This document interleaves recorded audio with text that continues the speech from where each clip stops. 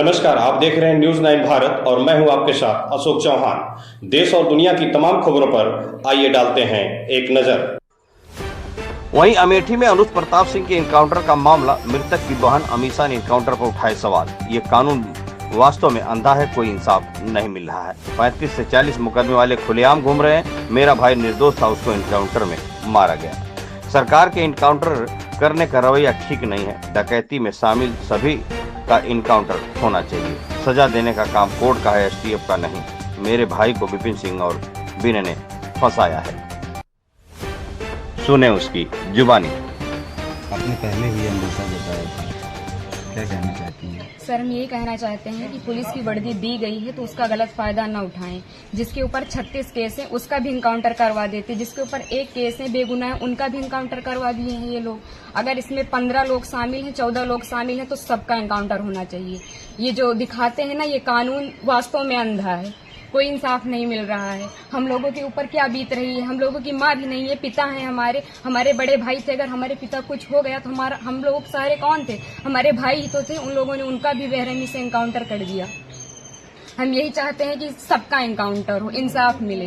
इस सरकार में हम अभी तक तो सरकार के खिलाफ कुछ नहीं बोल रहे थे, लेकिन वास्तव में जो हो रहा है बहुत गलत हो रहा है। ये नहीं होना चाहिए। चाहे फिर इसमें विपक्षी पार्टी हो या फिर कोई भी हो, कोई भी नेता हो, जो करवा रहा है बहुत गलत करवा रहा है। हम लोगों को इंसाफ मिलना चाहिए। ऐसा नहीं होना चाहिए था। जो किए हैं बहुत गलत किए हैं। भगवान तो उनको सजा देंगे ही, लेकिन उनको भी सजा मिलनी चाहिए कानून की तरफ से। अगर कोई गुनाह करता है तो उसकी सजा कोर्ट देता है, ना कि पुलिस ऐसे इनकाउंटर कर देगा। आपके भाई का क्या स्वभाव था? किस तरह से, कैसे आप लोगों के बीच में रहते थे वो? सर, हमारे भाई का स्वभाव एकदम सरल था। पढ़ने लिखने में भी अच्छे थे। हम लोगों के साथ एकदम फ्रेंड के जैसे बिहेवियर उनका था।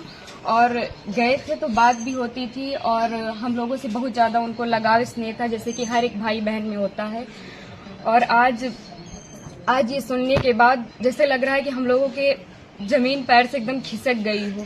जो कानून ने किया उनको ऐसा नहीं करना चाहिए। अगर वो मिल गए थे, झूठ ही दिखा रहे हैं कि फायरिंग हुई, मुठभेड़ हुआ। अगर कोई छिप रहा है डर की कि हमारा एनकाउंटर ना हो जाए, तो ये झूठा अफवाह क्यों फैला रहे हैं कि फायरिंग हुई, मुठभेड़ हुआ? कुछ नहीं हुआ। उसमें फिर पुलिस को भी मरना चाहिए था ना। पुलिस का एनकाउंटर क्यों नहीं हुआ? आखिरी बार कब आए थे आपके भाई? आखिरी बार 3 जून को आए थे। 4 जून को उनका टिकट था, वापस चले गए थे सूरत, वहीं रहते थे। तो क्या एक साजिश तहत आपके भाई की हत्या हुई है? एसटीएफ ने कराया? और इसमें जो विपिन सिंह है और जो विनय शुक्ला हैं, वो हमारे घर पे आए थे, 3-4 बार आए थे। और हमारे भाई पढ़ाई करते थे। अभी तक हम ये सब बयान नहीं करना चाहते थे, लेकिन अब हम एकदम सच्चाई बता रहे हैं।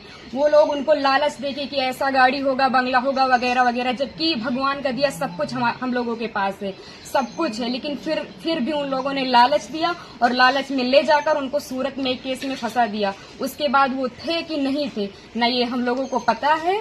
ये तो सिर्फ जिन लोगों ने करवाया उनको पता है, विपिन सिंह और विनय शुक्ला को, और या तो भगवान को पता है वो सच था कि झूठ था। अब तो इनकाउंटर कर ही दिए हैं, जीवित तो कर नहीं सकते हमारे भाई को। बस हम ये चाहते हैं कि जिन्होंने इनकाउंटर किया उनके ऊपर केस होना चाहिए कि अगर कोई गुनाह होता है तो उसकी सजा कोर्ट देगा, ना कि एसटीएफ वाले या फिर पुलिस वाले। बस हम यही चाहते हैं। यहाँ खबरों का सिलसिला कभी नहीं थमता। सिर्फ और सिर्फ बने रहिए न्यूज 9 भारत पर। अब चाहूंगा इजाजत। नमस्कार।